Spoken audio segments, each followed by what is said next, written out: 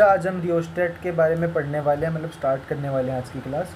तो रियोस्टेट बच्चा एक ऐसा डिवाइस होता है जिसमें हम रेजिस्टेंस को वेरी कर सकते हैं। ठीक है, मैं आपको इसको डायग्राम दिखाता हूँ तब आप समझोगे अच्छे से।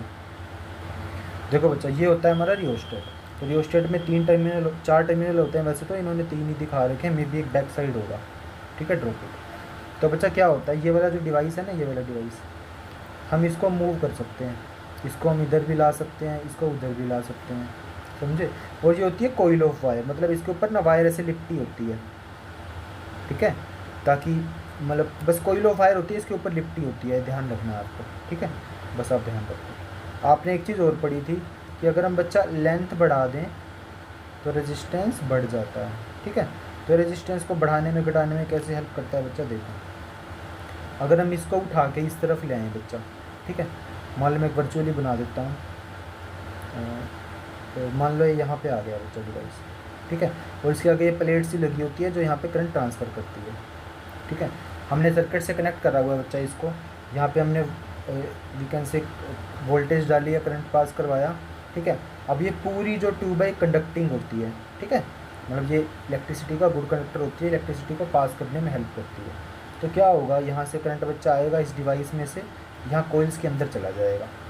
ठीक है, जो वायर की जो कोइल्स की वायर होती है ना, या फिर कुछ भी कह लो, वायर के कोइल्स जो होते हैं, वायर को ऐसे से लपेटा होता है हमने, उसको कोइल बोलते हैं, तो उसके अंदर चला जाएगा। ठीक है, अब बच्चा देखो, अगर मैं रियोस्टेट को यहाँ पे लगाऊँ, रियोस्टेट नहीं, या फिर मैं अगर इस डिवाइस को वीकेंड से जो स्लाइडिंग कॉन्टैक्ट है, ठीक है, अगर मैं इसको यहाँ पे लगा दूँ इस जगह पे, तो क्या होगा बच्चा, जो करंट होगा उसको 1 2 3 4 5 6 मतलब काफ़ी सारी वायर्स को क्रॉस करना पड़ेगा। ठीक है, तो क्या होगा बच्चा, रेजिस्टेंस बढ़ जाएगा, समझे, क्योंकि वायर की लेंथ बढ़ चुकी है तो रेजिस्टेंस बढ़ जाएगा। और अगर मैं इसको इसी डिवाइस को मान लो मैं यहाँ पे ले आऊँ, इसी को मैं इस तरफ लगा दूँ थोड़ा सा, चलो मान लो जब लगा हुआ यहीं लगा दें, तो यहाँ पे जब करंट आएगा वो यहाँ पे एंट्री करेगा, हमने टर्मिनल यहाँ से एग्जिट करवाना है, तो क्या होगा, करंट को कम बार घूमना पड़ेगा। ठीक है, तो रेजिस्टेंस कम होगा बच्चा, समझे, ऐसे काम करता है ये रियोस्टेट। मतलब रेजिस्टेंस को कैसे चेंज कर सकते हैं वो बताता है। ठीक है, हालांकि इसका फंक्शन आपके ज़्यादा काम का नहीं है, बस याद रखो कि वेरिएबल रजिस्टर होता है, रजिस्टर को वेरी करने में चेंज करता है। ठीक है, तो बस ऐसे समझो, मैं इसका डायग्राम बना देता हूँ, इसको यहीं लगा लेना देता हूँ, छोटा हो गया। ओके, देखो बच्चा, तो इसको पहले तो हम कनेक्ट करते हैं। भाई तू मत बड़ा हो यार, देख तू आराम से टिका रहा है। ओके, इसको बच्चा हमने इस टर्मिनल से कनेक्ट करा है। ठीक है, तो यहाँ पे हम लगा देते हैं एक बैटरी, पहले हम यहाँ लगा देते हैं बैटरी। ओके, तो बच्चा ये पॉजिटिव है, ये नेगेटिव है, तो यहाँ से करंट फ्लो करेगा। ठीक है, हम रेजिस्टेंस को वेरी कर सकते हैं। ओके, तो ठीक है, की को हमें यहाँ कहीं बीच में लगाना पड़ेगा। ओके, की को हम यहाँ लगा देते हैं बीच में कहीं, हमने मान लो की को यहाँ लगा दिया। ओके, यहाँ पे हमने की को चालू कर दिया है और यहाँ से हमने करंट फ्लो करवाया। ओके, तो ये जाएगा, रियोस्टेट है बच्चा, मान लो हमने यहाँ पे कोई डिवाइस लगाया है। ठीक है, मान लो हमने बल्ब लगा दिया है। ठीक है, तो बल्ब में जैसे कभी कभी आपने सुना होगा ना, घर पे बोलते हैं कि लाइट डिम हो गई। ठीक है, तो मान लो अगर हम इसमें रेजिस्टेंस ज़्यादा कर दे तो करंट कम फ्लो कर पाएगा, तो we can say dim dim जलेगा। ठीक है, हम कह सकते हैं वैसे अगर हम करना चाहें तो, बस मैं बता रहा हूँ ऐसे काम करता है। मतलब अगर यहाँ पे कोई भी अप्लायंस लगा दें, कोई भी अप्लायंस लगा दें, मैंने एग्जांपल के लिए बस बल्ब लिया है। ठीक है, तो जितनी रेजिस्टेंस उसको चाहिए होती है हम उसके हिसाब से उसके रेजिस्टेंस को बदल सकते हैं कि भाई बेहतर को इतनी चाहिए तो इतनी दे दें वो। ठीक, तो रियोस्टेट का ये काम होता है, ये ऐसे काम करता है बच्चा। ओके, तो इसमें यही जानना है आपको, कुछ भी नहीं जानना है। ठीक है, तो इसका सिंबल बता देता हूँ आपको रियोस्टेट का। हम सर्किट रे डायग्राम में भी यूज़ करते हैं, सर्किट डायग्राम में भी यूज़ करते हैं ना। इसके 2 सिंबल होते हैं बच्चा, एक तो हम इसको ऐसे बना सकते हैं, एक तो मैंने आपको पहले भी लिखवाया है, एक तो ये भी सिंबल होता है इसका। ठीक है, रियोस्टेट का, और एक और सिंबल भी होता है ऐसे करके, जो हमने आपको रे डायग्राम में बनवाया, ऐसे करके ऐसे लगा देते हैं कि मतलब हमने यहाँ पे रियोस्टेट कनेक्ट करा हुआ है। तो 2 सिंबल आप यूज़ कर सकते हो इसके। ठीक है बच्चा, अब हमने रेजिस्टेंस के बारे में सब कुछ पढ़ लिया है। अब नेक्स्ट बच्चा हमारा टॉपिक है, हम पढ़ेंगे कॉम्बिनेशन ऑफ रेजिस्टेंस। ठीक है, हम अब रेजिस्टेंस को कंबाइन करेंगे। आपने रेलवे वगैरह में कभी आपने ट्रैवल करा है तो आपने अगर तारों को नोटिस करा है रेलवे पे, तो वहाँ पे बहुत सारे ऐसे ऐसे सर्किट बने होते हैं, एक दूसरे के ऊपर 3 3 4 4 तारें होती हैं, तो वहाँ पे ऐसे ऐसे रेजिस्टेंस बने होते हैं, ठीक है। या फिर आपने कहीं और नोटिस करा हो, ठीक है, या फिर आपने कहीं पे वायर्स में ऐसे ऐसे नोटिस करी होगी चीज़ें, ऐसे स्टेट बनी होती हैं, ठीक है। तो ये तो होते हैं बच्चा resistance in series, resistance in parallel अभी हमने बनाए थे, बस अभी आपको डिटेल में पढ़ाते हैं होता क्या है। तो बच्चा हम रेजिस्टेंस को कंबाइन करते हैं अलग अलग तरीके से, ताकि हमें अलग अलग चीज़ें मिल सकें, ठीक है।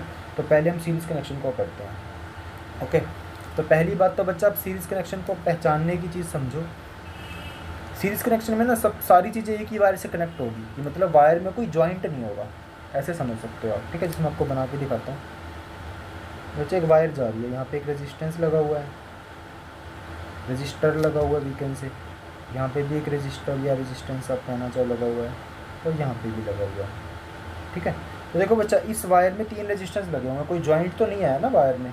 अगर मैं बच्चों यहाँ मान लो यहाँ पे मैं वायर पे जॉइंट दे दूँ, ये जॉइंट आ गया वायर में, यहाँ पे वायर में जॉइंट आ जाएगा, फिर यहाँ पे एक और जुड़ जाएगा, ठीक है। तो वायर ही अलग हो गई उसकी, तो वैसे हमने नहीं करना है, ठीक है। देखो जब सेम वायर में इतने सारे रेजिस्टेंस हो, वीकेंड से ये R1 ले लो आप, ये R2 ले लो, ये R3 ले लो, मतलब R1 R2 R3 3 रेजिस्टेंस है, तो ये हमारा सर्किट बन जाएगा पूरा। बस मान लो ऐसे ही यहाँ पे नेगेटिव ले लें, यहाँ पे पॉजिटिव ले लो, नेगेटिव है पॉजिटिव, इसमें मैंने जान के सेल लिया, कोई ऐसी इशू वाली बात नहीं है, हम रेजिस्टेंस को पढ़ रहे हैं तो रिलेटेड, गॉट इट। ये होता है बच्चा रेजिस्टेंस इन सीरीज, ओके। तो अब आपसे मेरा क्वेश्चन है, आपको सोच के बताना मुझे कि अगर मैंने एक रेजिस्टेंस और लगा दिया यहाँ पे, मान लो, ठीक है, ये मान लो मैंने R4 लगा दिया, तो ठीक है।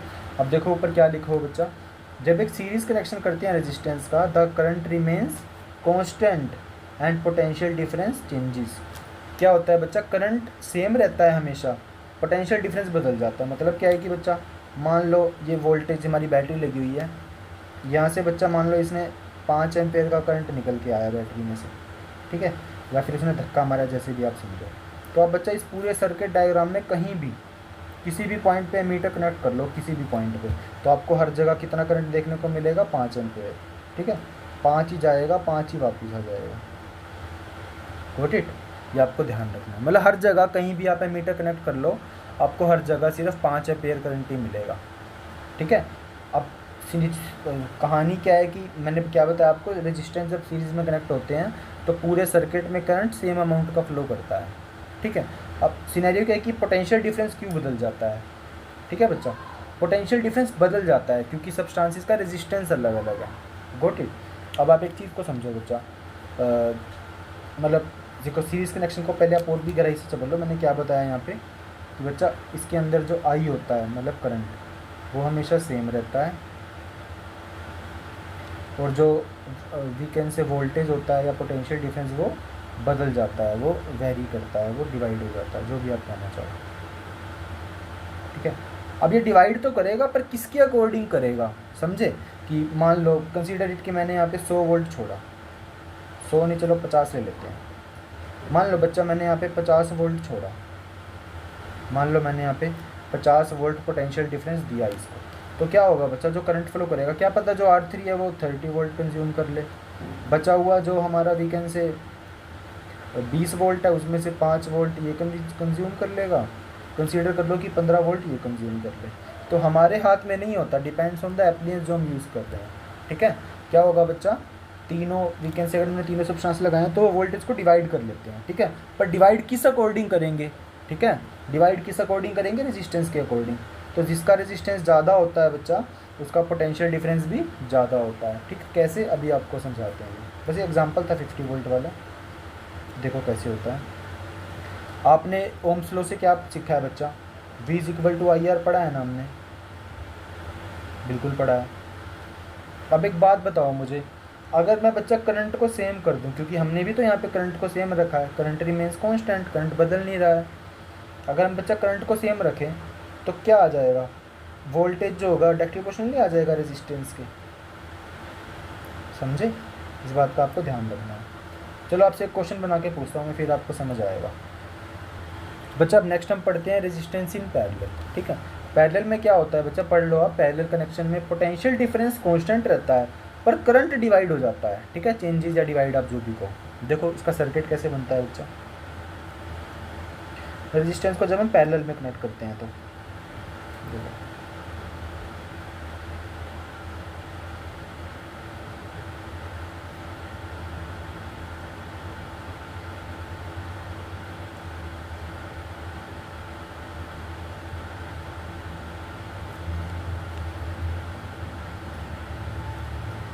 ये तो रेजिस्टेंस पैरेलल में पहली बात तो ऐसे कनेक्ट होते हैं, दिख ही रहे होंगे आपको कि पैरेलल कनेक्ट हो रखे होंगे।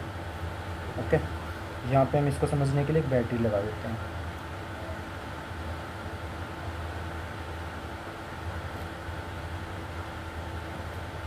ओके, अच्छा मैं मीटर की वगैरह नहीं लगा रहा, बस हमें डायग्राम को समझना है, कुछ भी नहीं करना, ठीक है बच्चा।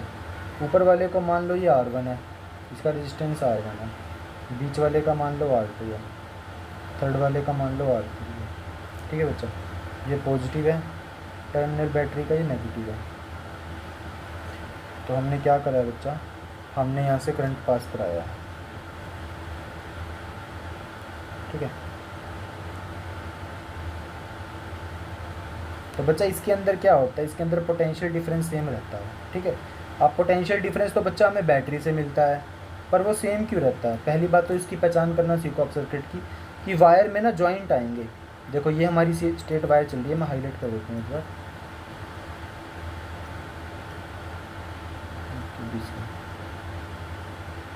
देखो बच्चे ये हमारी स्ट्रेट वायर चल रही है ना, एकदम स्ट्रेट वायर हमारी चल रही है बिल्कुल। देखो वायर में जॉइंट आ गया, यहाँ पे जॉइंट आ गया, फिर ये ऊपर चला गया, अब यहीं पे जॉइंट आया था, नीचे चला गया था। देखो वायर में जॉइंट आ रहा है ना, तभी हम कहते हैं कि वो पैरेलली कनेक्टेड है, इस बात का आपको ध्यान रखना है बस, ठीक है। अब सिनेरियो क्या होता है बच्चा, मान लो हमने इसके अंदर से वीकेंड से 6 एम्पेयर का करंट पास कराया है, तो बच्चा जो करंट होगा ना वो डिवाइड हो जाएगा। मान लो इस पर तो चला गया 3 एम्पेयर, मान लो करंट अब डिवाइड होने जा रहा है, तो ऊपर वाले पे चला जाएगा 3 एम्पेयर, मैं थोड़ा अच्छे से लिख देता हूँ, ऊपर वाला पे चले जाएगा बच्चा 3 एम्पेयर करंट, ठीक है। मान लो इस पे चला गया 2 एम्पेयर करंट, वीकेंड से 1 एम्पेयर दे दो चलो इसको, और इसको दे दो 2 एम्पेयर करंट, ठीक है। मतलब हमने करंट छोड़ा, करंट ऐसे डिवाइड कर गया, ठीक है, कोई बात नहीं, कर गया तो चलता है जी। वीकेंड से इसका रूल ही ये है बच्चा कि पैरेलल कनेक्शन में पोटेंशियल डिफरेंस तो सेम रहेगा पर करंट डिवाइड हो जाता है, ठीक है। करंट बच्चा डिवाइड हो गया, किसके अकॉर्डिंग होगा मैं आपको बताऊंगा, पर एक चीज़ और देखो, इसके अंदर सबसे पहले बात की पोटेंशियल डिफरेंस सेम क्यों रह रहा है, ठीक है। इसका रीज़न क्या है बच्चा, देखो है तो जॉइंट ना वायर में, मैंने आपको क्या बताया था कि ये पूरी एक वायर है बच्चा। देखो ये पूरी वायर अगर मैं इन दोनों को निकाल दूँ, ठीक है, चाहे ना भी निकालूँ, तो ये बैटरी से, मतलब जो बैटरी हमारी उससे यूनिकली कनेक्टेड है, ठीक, देखो अलग से कनेक्टेड है, ये वाली वायर अलग से कनेक्टेड है। अगर हमें यहाँ पे जाना है तो इस वायर को इंक्लूड करना पड़ेगा, ठीक है। मतलब ये जो तीनों की तीनों है ना यूनिकली कनेक्टेड होती हैं, मतलब एक टाइम पे जो बैटरी होगी वो इसको दे रही होगी, वीकेंड से फिर इसको दे रही होगी, वीकेंड से फिर इसको दे रही होगी। हम ऐसे कह नहीं सकते कि इसको दे रही होगी एक टाइम पे, हालांकि साथ में ही देती है वो वोल्टेज, पर तीनों को सेम वोल्टेज देती है। ऐसा क्यों होता है, क्योंकि तीनों की तीनों अलग अलग कनेक्टेड है, आपको दिख रहा है ना, अलग अलग कनेक्टेड है। जैसे मैं बात करूँ अगर बच्चा, अगर मैं नीचे वाले की बात करूँ पहले, ठीक है, देखो नीचे वाले का अपना कनेक्शन अलग है वोल्टेज के साथ। देखो अच्छा मैं वीकेंड से इसको रिमूव कर देता हूँ जो हाईलाइट को, ठीक है। अब ऐसे देखो बच्चे, जो नीचे वाला है इसका कनेक्शन अलग है पूरा का पूरा बैटरी के साथ, दिख रहा है ना, बीच वाली का अलग है पूरा पूरा बैटरी के साथ, ऊपर वाली का अलग है बैटरी के साथ। मतलब जब ऊपर वाले की बात कर रहे हैं हमें इन दोनों का यूज़ भी नहीं करना पड़ रहा, ठीक है, ये यूनिकली कनेक्टेड है बैटरी के साथ, इसलिए हम बोलते हैं कि वोल्टेज डिवाइड नहीं करती, ठीक है, क्योंकि जो वोल्टेज है वो बैटरी से ही मिलती है अपने को, जैसे ये आपको ध्यान रखना है बच्चा, कुछ भी। तो पैरेलल कनेक्शन में वोल्टेज डिवाइड नहीं करती, करंट डिवाइड कर जाता है, ठीक है। अब करंट किसके अकॉर्डिंग डिवाइड करता है हमें फॉर्मूले से समझ आएगा। देखो बच्चा, वी क्या होता है, आई आर होता है ना। अब हमने बच्चा वोल्टेज को सेम करा है, वोल्टेज सेम हो गई है, तो यहाँ से रिलेशन क्या आ जाएगा, जो करंट होगा वो इन्वर्सली प्रोपोर्शनल हो जाएगा 1/r के, ठीक है। मतलब क्या है, ये तो हमने पढ़ा हुआ है ना पहले कि अगर करंट बढ़ेगा तो रेजिस्टेंस कम हो जाएगा, ऑब्वियस ही बात है वो तो, क्या कि अगर हम किसी सर्किट में करंट के अमाउंट को बढ़ाएंगे तो रेजिस्टेंस कम नहीं हो जाएगा, रेजिस्टेंस तो रुकावट है, और अगर किसी में अगर रेजिस्टेंस कम हो रहा है या फिर वी कैन से रेजिस्टेंस बढ़ रहा है तो करंट कम फ्लो करेगा, क्योंकि रेजिस्टेंस क्या होता है, रुकावट। तो ये रोल होता है बच्चा पैरेलल कनेक्शन में, ठीक है, बस आपको ध्यान रखना है। Got it. अगर किसी को डाउट है तो आप पूछ सकते हो। ओके, तो सी बच्चा, इक्विवेलेंट रेजिस्टेंस क्या होता है कि जब हम रेजिस्टेंस को सीरीज में कनेक्ट करेंगे तो टोटल रेजिस्टेंस कितना निकल के आएगा, ठीक है, या फिर जब पैरेलल में कनेक्ट करेंगे तो टोटल रेजिस्टेंस कितना निकल जाएगा। फॉर एग्जांपल अगर मैंने सीरीज में मान लो 1 रेजिस्टेंस का कनेक्ट करा, 2 का, 3 का, तो टोटल कैसे निकलेगा, इन सबको प्लस कर देंगे, ठीक है, ऐसे वाला रेजिस्टेंस। जैसे मैंने 3 लोगों को 3 रुपये दिए तो टोटल कितने जाएंगे, 9 रुपये। तो वैसे वाला काम करना है हमने, इक्विवेलेंट रेजिस्टेंस वैसे निकालना है, ठीक है। देखो इसका कैसे काम आएगा बच्चा, सी। तो पहले मैं आपको कनेक्ट करके दिखाता हूँ सीरीज़ में। सीरीज़ में आपको पता ही ऐसे कनेक्ट होते हैं वो।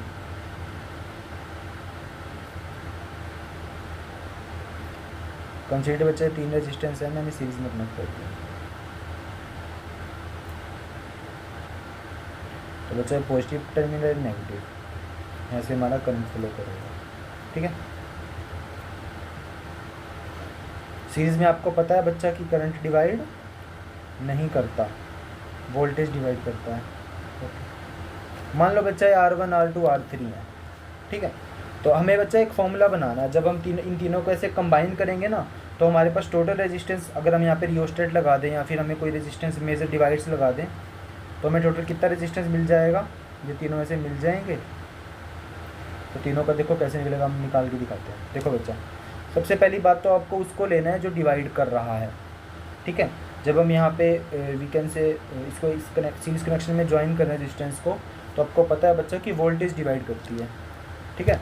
मान लो यहाँ से हमने टोटल V वोल्टेज छोड़ी, अरे भाई, मान लो बच्चा हमने यहाँ से टोटल वोल्टेज दिया इसको, वीकेंड से हमने यहाँ से इसको दी है टोटल VT वोल्टेज, ये मतलब total voltage V of T, मतलब टोटल वोल्टेज कितनी दी है। मान लो बच्चा पहले वाले को V1 वोल्टेज लगी, दूसरे वाले को V2 वोल्टेज लगी, तीसरे वाले को V3 वोल्टेज लगी। देखो बच्चा, जितनी वोल्टेज लेंगे उतनी ही लेंगे ना, ज़्यादा तो वो ले नहीं सकते। तो हमें एक बात पता है कि टोटल वोल्टेज कितनी आएगी बच्चा, टोटल वोल्टेज आएगी V1 plus V2 plus V3। Got it, या तो आपको समझ आ गया। अब बच्चा आपको एक फॉर्मूला पता है कि V is equal to IR होता है ना। अब जब हम ये सिनेरियो पढ़ रहे थे हमने क्या देखा कि रेजिस्टेंस तो बच्चा डिवाइड हो जाएगा पर करंट क्या रहेगा, सेम। तो अगर हम इसकी बात करेंगे, इसके पास भी I करंट होगा, इसके पास भी I करंट होगा, इसके पास भी I करंट होगा, इसके पास भी I ही करंट होगा, पर सबकी वोल्टेज क्या होगी, अलग अलग, या फिर सबका रेजिस्टेंस अलग अलग होगा। तो देखो कैसे लिखेंगे। अच्छा, V is equal to IR के हिसाब से I तो सेम है बच्चा, तो इसका रेजिस्टेंस हम मान लेते हैं कि RT, टोटल रेजिस्टेंस मान लो, या EQ लिख देते हैं हम, इक्विवेलेंस रेजिस्टेंस, ठीक है, या फिर हम T भी लिख सकते हैं, उससे फ़र्क नहीं पड़ता वो। ओके, तो V1 क्या हो जाएगा बच्चा, करंट तो सेम है और उसका रेजिस्टेंस कितना है, R1। तो V2 में क्या हो जाएगा बच्चा, I सेम है, इसका रेजिस्टेंस कितना है, R2। ऐसे V3 में रेजिस्टेंस कितना हो जाएगा, IR3। Got it. बस आपको इसके डेरिवेशन में यही ध्यान रखना है बच्चा कि जो बदल रहा है उसको लिखना है, ठीक है। तो बच्चा एक मिनट बच्चा, तो देखो अब इस इक्वेशन को सोल्व कैसे करेंगे, आप राइट हैंड साइड से I कॉमन ले लो, लेफ्ट हैंड साइड में पहले ही I है। तो बच्चा इक्विवेलेंट रेजिस्टेंस क्या आ जाएगा, यहाँ से, यहाँ पे थोड़ा सा स्पेस का गड़बड़ होगा। ओके बच्चा, तो यहाँ पे वीकेंड से इक्विवेलेंट रेजिस्टेंस क्या आ जाएगा, ये आ जाएगा बच्चा हमारा R1 plus R2 plus R3, ठीक है। तो बच्चा जब हम सीरीज़ में कनेक्ट करेंगे 3 रेजिस्टेंस को तो टोटल रेजिस्टेंस ये निकल के आएगा, बस आपको ध्यान रखना है। Got it. यहाँ पे किसी को डाउट है तो आप हैंड रेज कर सकते हो, डोंट वरी। अब जब हम 2 डिवाइस को पैरेलल में कनेक्ट करेंगे तो इक्विवेलेंट रेजिस्टेंस क्या आएगा, ये आपको कनेक्ट करना तो आ गया है, वायर में जॉइंट देना है बस।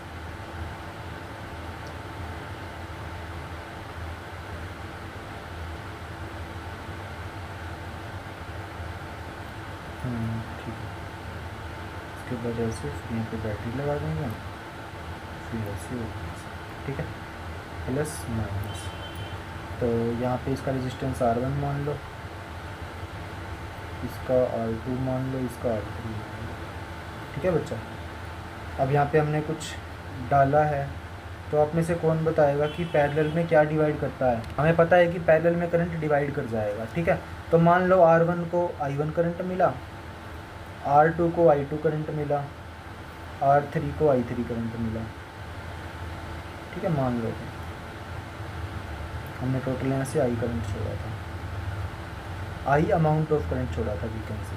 तो आपको पता है जो टोटल करंट हो जाएगा सर्किट में वो कितना हो जाएगा, I1 plus I2 plus I3, I1 plus I2 plus I3। Okay, तो देखो बच्चा, अब हमें उसे ओम्स लॉ से क्या पता है, V is equal to IR होता है, तो यहाँ से I क्या हो जाता है बच्चा, V बाई R।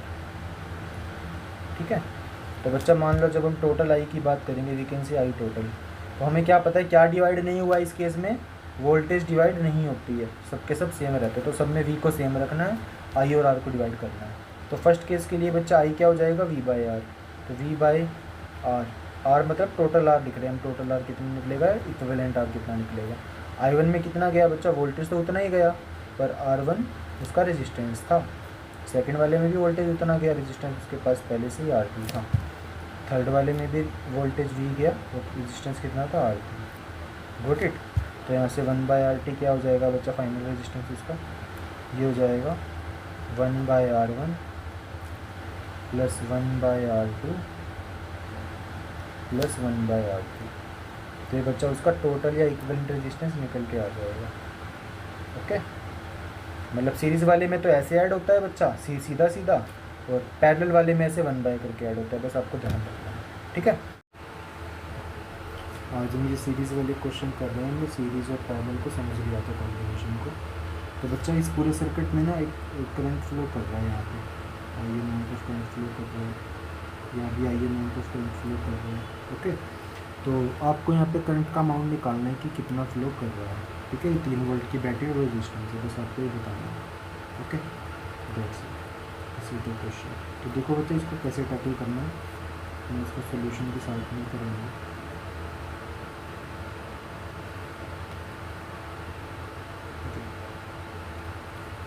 तो कमिंग टू द सोल्यूशन,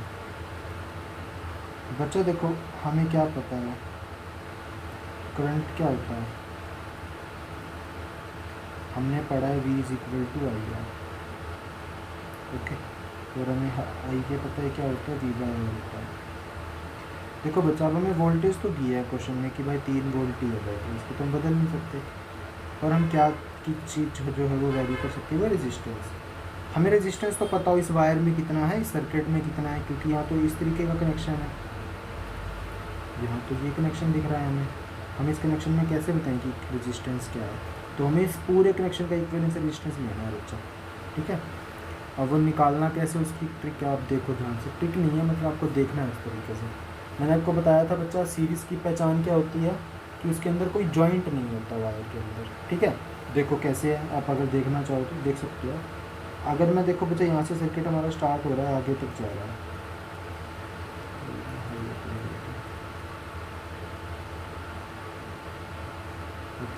देखो बच्चा हमारे सर्किट यहाँ से स्टार्ट हो रहा है, आगे जा रहा है ना, यहाँ तक तो जा चुके हैं अब हम।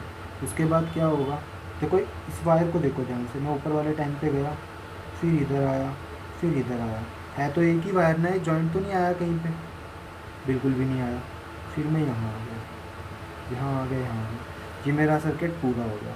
तो यहाँ से मैंने क्या कंक्लूज़न निकाला कि इससे इससे और इससे मैं पास करके आया हूँ बच्चा, तो ये तीनों कैसे कनेक्शन होंगे, सीरीज़ कनेक्शन में होंगे। ठीक है, और बचा हुआ चौथा इनके साथ क्या होगा, पैरेलली कनेक्टेड। ओके, तो इन तीनों का बच्चा अगर मैं कहूँ इक्विवेलेंट रेजिस्टेंस क्या आ जाएगा इन तीनों का, इन तीनों में से आपको पता है सीरीज़ में सिंपली ऐड कर देते हैं, तो इन तीनों को ऐड कर देंगे, हमारा इक्विवेलेंट रेजिस्टेंस आ जाएगा। देखो कैसे, मैं लिख देता हूँ बच्चा, इसको ले लिया, इसको ले लिया हमने, इसको ले लिया, तो ये मिलके दे रहे हैं 30 ओम। ठीक है, अब एक्चुअली हमारा सर्किट देखो कैसा बन जाएगा बच्चा, अगर मैं सर्किट को दूसरे तरीके से बनाऊँ तो यहाँ पे बैटरी लगा दो,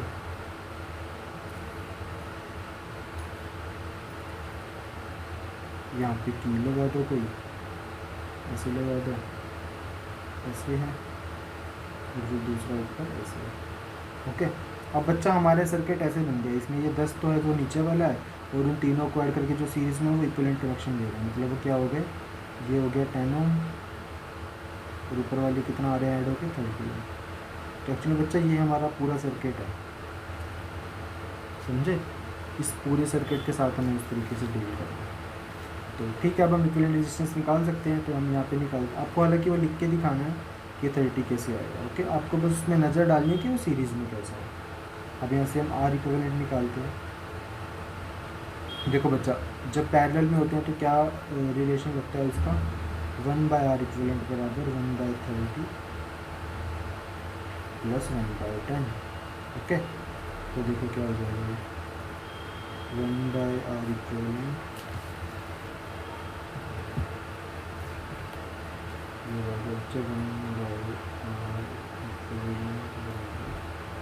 इसका एलसीएम 30 आ गया, ये हो जाएगा 1+3। ओके, तो बच्चा यहाँ से आर इक्विवेलेंट क्या आ जाएगा, राइट साइड का उल्टा कर देंगे, मतलब 30/4।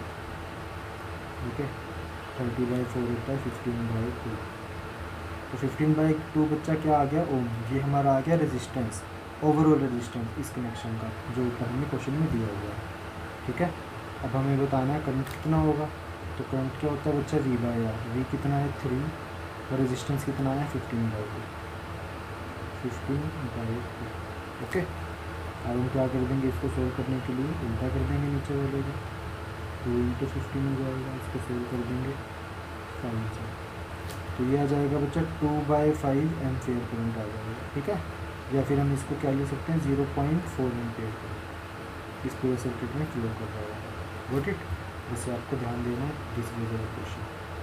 अगर फिर भी किसी को डाउट है, you can reach me. So let's move on to the last topic of this chapter. This is heating effect of electric current. ठीक है, अब बच्चा जहाँ भी करंट होता है ना, वह कहीं ना कहीं से हीटिंग इफेक्ट आता है। ठीक है, आपने रियलाइज़ करा होगा ये। तो वो कहाँ से जनरेट होकर आता है, उसी के बारे में है ये टॉपिक पूरा का पूरा। इसके अंदर बच्चा हम सबसे पहले एक लॉ पढ़ेंगे। ठीक है, उस लॉ का नाम क्या है, जूल्स लॉ। ओके, जैसे इसका पूरा नाम जूल्स लॉ ऑफ हीटिंग है, तो वही लिख देते हैं। ओके,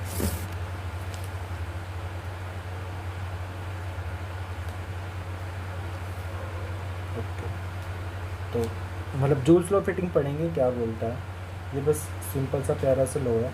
ये बोलता है कि किसी भी कंडक्टर में अगर हीट प्रोड्यूस होती है ना, तो वो डायरेक्ट प्रोपोर्शनल होगी स्क्वायर ऑफ द करंट के, रेजिस्टेंस की और कंडक्टर के। ठीक है, और कितने टाइम तक हमने उसको पास करवाया। देखो कैसे, it says that heat produced, मतलब बेसिकली यही बताता है कि जब भी हम करंट पास करवाएंगे किसी कंडक्टर से, उसका रेजिस्टेंस क्या है। ठीक है, और कितने टाइम के लिए पास करवाए, उससे भी फ़र्क पड़ता है ना। जैसे हम किसी भी अप्लायंस को ज़्यादा देर तक चलाते हैं तो वो गर्म हो जाता है, तो वो कहाँ से आती है गर्मी, वो पढ़ने वाले हैं। कितनी और कितनी आती है वो भी पढ़ेंगे। Heat produced in a conductor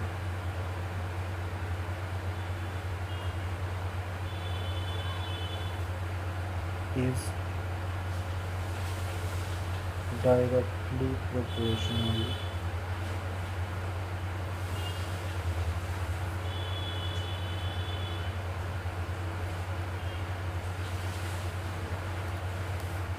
to square of the current flowing to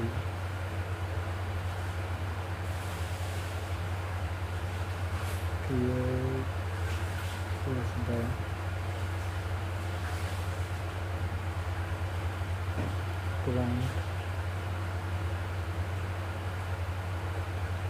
flowing through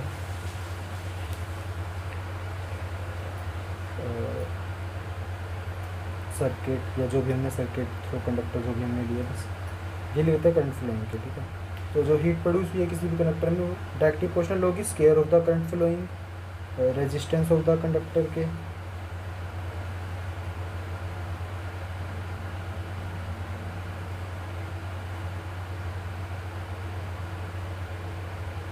conductor के रेजिस्टेंस पे बच्चा। और थर्ड होगा हमारा टाइम पीरियड ऑफ करंट, कितनी देर के लिए पास करा है। तो मैथमेटिकल ऑपरेशन से समझेंगे, फिर इजीली समझ आएगा आपको। And time period of the flow, time period of the current flow, कि कितनी देर तक हमने करंट को फ्लो करवाया। ओके, देखो बच्चा क्या है, मान लो कोई भी एक कंडक्टर है, ठीक है, जिसका रेजिस्टेंस है R, ठीक है, इसमें से हमने आई अमाउंट ऑफ करंट पास कराया है, जो कि T टाइम तक करवाया है पास, ठीक है, मतलब T टाइम हो गया, हम उसको पास करवा रहे हैं। तो यहाँ से बच्चा जूल्स लॉ ऑफ हीटिंग क्या बोलता है कि जो हीट इसके अंदर बनेगी ना, जो हीट बनेगी वो डायरेक्टली प्रोपोर्शनल होगी करंट के स्क्वायर के, ठीक है, डायरेक्टली प्रोपोर्शनल होगी वो रेजिस्टेंस के, तो डायरेक्टली ही प्रोपोर्शनल होगी टाइम के, ठीक है। मतलब इनमें से जो भी चीज़ें बढ़ती जाएंगी तो हीट भी बढ़ती जाएगी। ओके, तो इन तीनों को कंबाइन कर देते हैं बच्चा हम।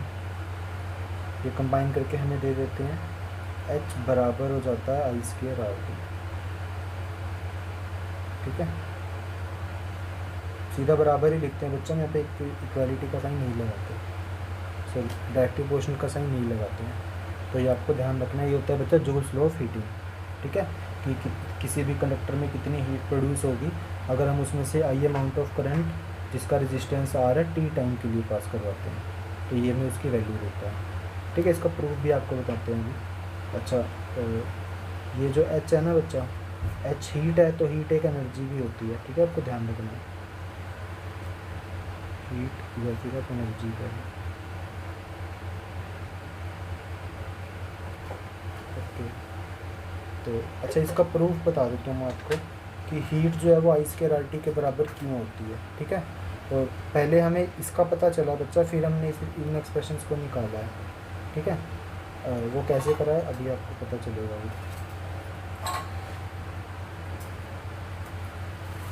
देखो, let's talk about the proof of joules law of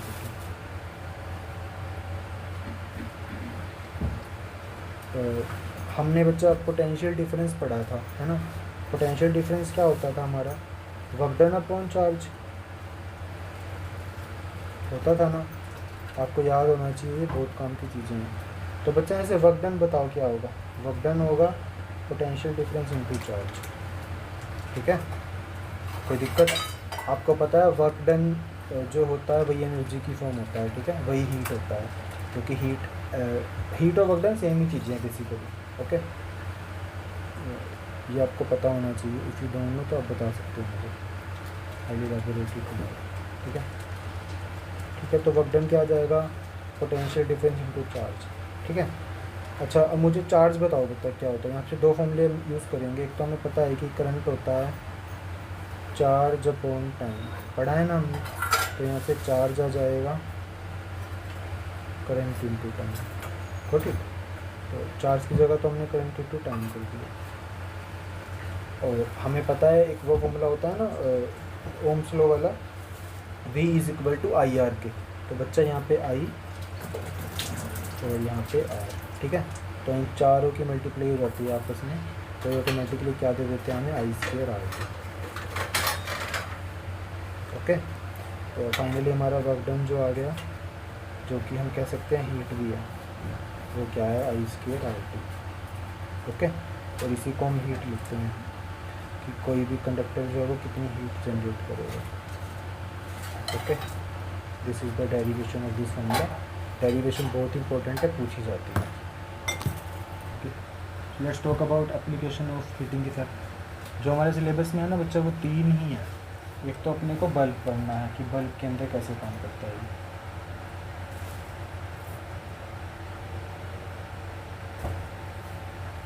okay, चलो यहीं से स्टार्ट कर लेते हैं। तो जब हम बल्ब की बात करते हैं, बल्ब के स्ट्रक्चर से बना सकते हैं।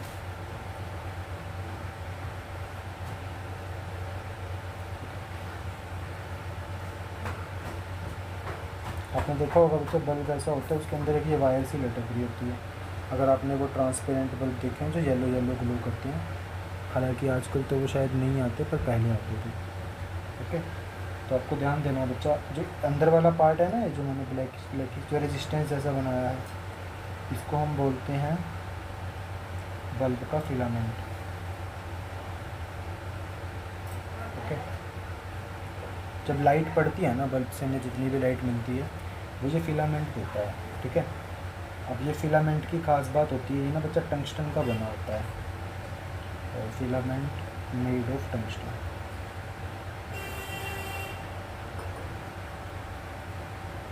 टंगस्टन क्या होता है? टंगस्टन बच्चा एक मेटल होता है। ठीक है, पर टंगस्टन का ही क्यों यूज़ करते हैं उसकी भी एक खास बात है। अच्छा, टंगस्टन का सिंबल बच्चा W होता है, मैंने लिख दिया है। ठीक है, जैसे हाइड्रोजन का सिंबल H होता है ना, ऐसे ही टंगस्टन का सिंबल W होता है। ओके, एक हमारी पीरियोडिक टेबल का ये एलिमेंट है। तो बल्ब के अंदर फिलामेंट होता है जो ग्लो करता है, जो कि टंगस्टन से बना होता है। अब टंगस्टन के अंदर इतनी खास बात क्या है बच्चा, आपने कभी भी अगर बल्ब को जलते हुए को चेक करा हो तो उसके अंदर हीट आ जाती है बहुत ज़्यादा। आजकल तो खैर वैसे बल्ब कम चलते हैं, बट हमारी जो LED ट्यूब्स होती है ना, उसके अंदर भी हीटिंग आ जाती है। अगर आप कभी उसको वीकें से ग्लोइंग ट्यूब को उतारोगे ना, तो उसके अंदर हीट होगी। ठीक है, तो वो हीट ना टंगस्टन मेटल की वजह से आती है। हालांकि LED में ये यूज़ नहीं होता, हम बल्ब की बात कर रहे हैं। ओके, तो बस ध्यान रखना, टंगस्टन बच्चा एक, पहली बात तो प्योर मेटल है, टंगस्टन मेड ऑफ टंगस्टन। तो टंगस्टन एक बच्चा प्योर मेटल होता है।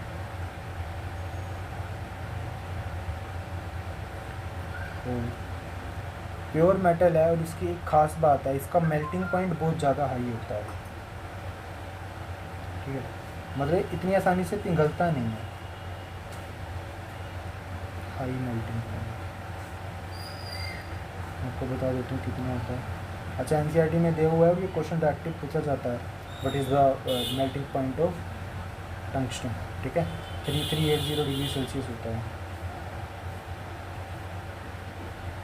मतलब ये इतना स्ट्रॉन्ग एलिमेंट है, स्ट्रॉन्ग मेटल है, कि ये लगभग 3380 डिग्री सेल्सियस का जब टेम्परेचर देंगे तो ये मेल्ट होगा। ठीक है, तो इसलिए जब हम इसको हीट देते हैं ना, वीकेंड से जब इसमें से इलेक्ट्रिसिटी पास करवाते हैं हम, तो ये पिघलता नहीं है, और ये हमें रोशनी भी देता है। ठीक है, रोशनी क्यों देता है उसका भी एक रीज़न है बच्चा। टंगस्टन जो मेटल है ना, इसका रेजिस्टेंस बहुत ज़्यादा होता है, इसका रेजिस्टेंस बहुत ज़्यादा होता है।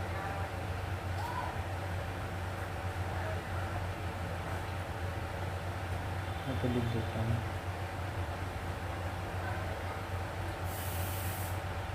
टंगस्टन है। तो मुझे थोड़ी सी इसकी स्पेलिंग में इशू है, मे भी यहाँ पे हो सकता है, विल कंफर्म दैट लेटर।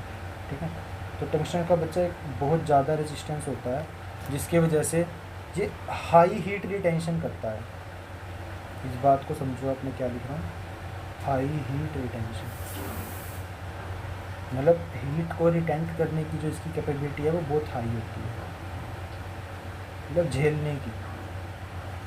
ठीक है, और उसी हीट को झेलने की वजह से ये बच्चा ग्लोइंग इफेक्ट दिखाता है। ठीक है, and gives us glowing effect, जिसको हम रोशनी बोलते हैं, हमें मिल गई। तो बड़ा बच्चा हमारा ऐसे काम करता है। ठीक है, देखो हीटिंग इफेक्ट का एग्जांपल है ना, एप्लीकेशन है उसका कैसे, देखो जानो दोबारा से। बल्ब है, उसका फिलामेंट होता है, आपके देखो वो स्प्रिंग सी वायर होती है, स्प्रिंग जैसा होता है वो, तो वो टंगस्टन का बना होता है। ठीक है, तो टंगस्टन एक प्योर मेटल होती है जिसका मेल्टिंग पॉइंट बहुत ज़्यादा होता है। ठीक है, तो जब उसमें से करंट पास कराते हैं तो वो ईजिली वीकेंड से पिघलता नहीं है। ठीक है, और इसका रेजिस्टेंस भी बहुत ज़्यादा होता है, तो उसकी वजह से हीट को अच्छे से रिटेंट कर पाता है, अपने अंदर वीकेंड से झेल लेता है, तो उसकी वजह से ग्लोइंग इफेक्ट भी दिखाता है, ऑटोमेटिकली दिखाता है वो। ठीक है, उसकी टंगस्टन की ही क्वालिटी है। ओके, अगर किसी को डाउट आ रहा है तो आप हैंड रेज कर सकते हो, कोई दिक्कत वाली बात नहीं है। इसकी सेकंड एप्लीकेशन है फ्यूज़। ये तो मतलब बड़ी कमाल की चीज़ है जो मुझे पर्सनली बहुत अच्छी लगती है। ठीक है, देखो कैसे,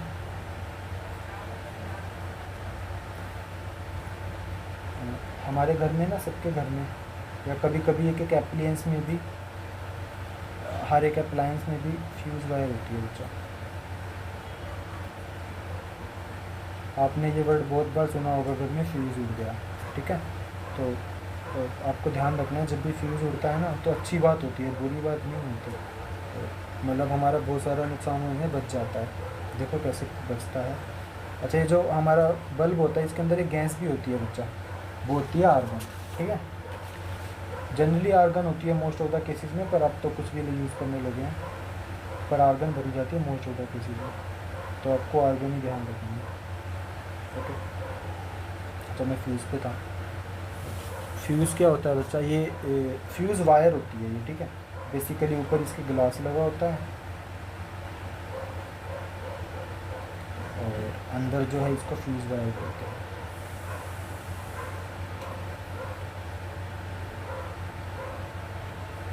ओके। तो ये बनी किसकी होती है, ये बनी होती है तो 3-4 मेटल की बन सकती है, मेटल के एलॉयज़ की बन सकती है मिक्स करके। मैं बता देता हूँ किस किस की हो सकती है ये। एक तो बच्चे एक कॉपर निकल एलॉय की बन सकती है, Cu कॉपर और Ni निकल, इनके एलॉयज़ की बन सकती है, मतलब बनी होती है। या फिर टिन लेड के एलॉय की भी बनी होती है, ओके। पीबी तो आपको पता होगा लेड होता है, SN टिन होता है बच्चा, टिन का सिंबल होता है, तो ये लेड होता है, ठीक है। इसके एलॉय से भी मिलके बनती है, ठीक है। अब देखो इसका काम क्या होता है। मान लो बच्चा हमारा वीकेंड से हमारे घर से पूरे सर्किट कनेक्टेड है, तो हम घर के बिगिनिंग में ना फ्यूज़ वायर लगा देते हैं, मतलब जहाँ से घर में करंट आना स्टार्ट हुआ है। मतलब बेसिकली एक वायर है, इसमें से करंट आ रहा है हमारे पूरे घर में, ठीक है। वीकेंड से कि 10 एम्पियर करंट आ रहा है, एक आप मान लो उसको, हालांकि इतना कम नहीं आता, बस मान लो, ठीक है। तो यहाँ पे ना बच्चा हम एक बहुत हल्की तार लगाते हैं, मतलब यहाँ से 10 एम्पियर करंट आ रहा है, फिर वो हमारे आगे जाके घर में जितना भी हमारा पंखा, एसी, फ्रिज, कूलर जो भी हमारा चलता है उसको कंट्रोल कर रहा है वो 10 एम्पियर करंट, ठीक है। मान लो बच्चा पीछे से अगर वीकेंड से जो ट्रांसफार्मर पड़े होते हैं उसके अंदर से वोल्टेज ड्रॉप ज़्यादा हो जाए, ठीक है, मतलब वो ज़्यादा वोल्टेज में करंट को फेंक रहा है, मतलब करंट को तेज़ी से फेंक रहा है, तो वीकेंड से हमारे यहाँ पे जो करंट है वो 10 की जगह 20 एम्पियर फ्लो करने लग गया, ठीक है। अब 20 एम्पियर फ्लो करने लग गया, पर हमें तो 10 की ही ज़रूरत थी, तो हमारे जो अप्लायंस होंगे वो इतना ज़्यादा करंट झेल नहीं पाएंगे, तो हमारे घर की सारी वायरिंग या फिर सारे अप्लायंस, हमारा फ्रिज, कूलर, एसी, टीवी, पंखा जो भी हम चलाते हैं वो सब सड़ जाएगा, ठीक है, क्योंकि इतना ज़्यादा करंट वो हैंडल ही नहीं कर पाएंगे ना। तो इसलिए बच्चा हम फ्यूज़ वायर को लगाते हैं। फ्यूज़ वायर का क्या काम होता है देखो, तुम भी सोच के मतलब तुम्हें अच्छा लगेगा अगर तुम जानोगे तो। मान लो बच्चा हमारे घर में बिजली आ रही है और पीछे से ही मान लो 20 एम्पियर करंट उन्होंने छोड़ दिया, गलती से, किसी गलती की वजह से ही होगा, इसे जानबूझ के भी नहीं होता। तो 20 एम्पियर का करंट आया है पीछे से, तो हमारे यहाँ पे फ्यूज़ वायर लगी होगी, ये काफ़ी हल्के मटेरियल की लगी होती है, तो इसकी कैपेबिलिटी क्या होगी कि ये 10 एम्पियर का करंट तो पास करवा रही है, अगर करंट मान लो 12 एम्पियर का भी कर दिया ना हमने, तो ये फ्यूज़ हो जाएगी वायर, मतलब ये यहाँ से इस करंट इसके अंदर एंटर, हालांकि पहले भी करके आ रहा होगा, तो अगर हमने करंट को बढ़ाया तो ये वायर क्या करेगी, ये वायर मेल्ट हो जाएगी, मतलब ये वायर पिघल जाएगी, वीकेंड से ये वायर ऐसी हो जाएगी, ठीक है।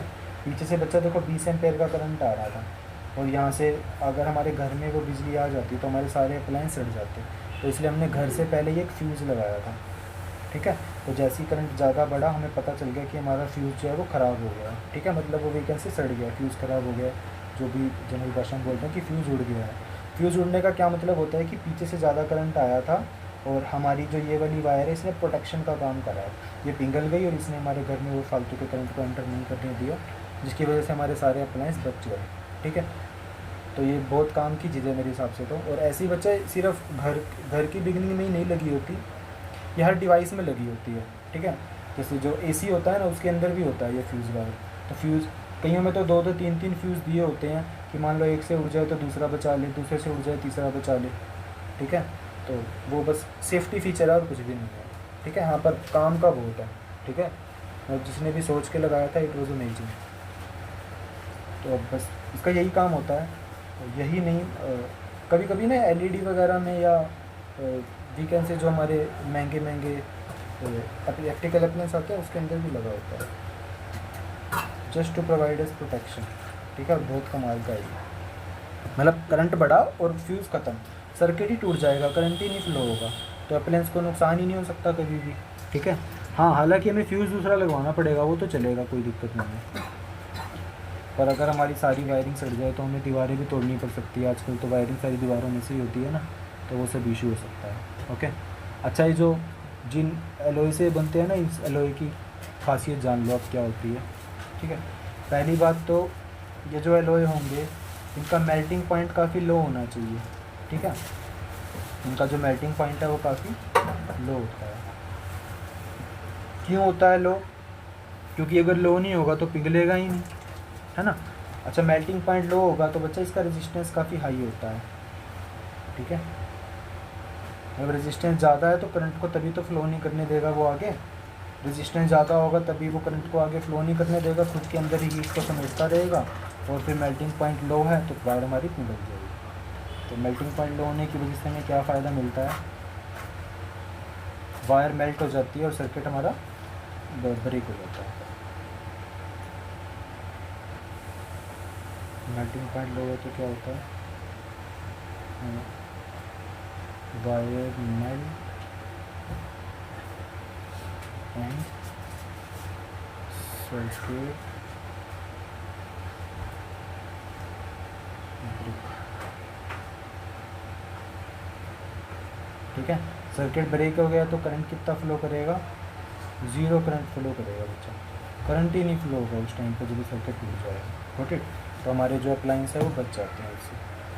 That's it.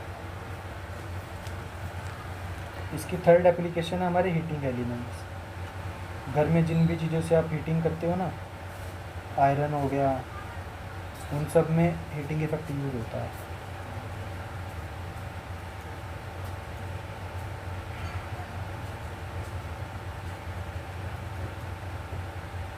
ठीक है, जैसे मतलब हीटिंग इफेक्ट के अंदर ना बच्चा नाइक्रोम का एलोय बनाया जाता है।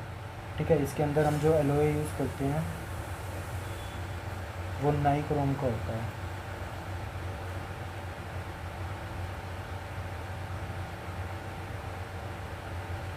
ओके, अभी बताएंगे नाइक्रोम को ही क्यों यूज़ करते हैं। देखो, तो बेसिकली हीटिंग एलिमेंट होते हैं कैसे, जैसे आपने बहुत सालों के घर में हीटर देखा होगा, ये हीटर होता है, उसके अंदर ऐसे स्प्रिंग लगे होते हैं।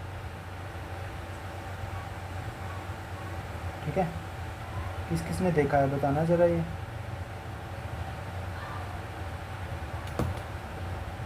ऐसा देखो, तो हीटिंग एलिमेंट किस किस के अंदर लगा होता है बच्चा, ये जनरली ये हीटर के अंदर होता है, मतलब जो भी डिवाइस हमें हीटिंग देते हैं।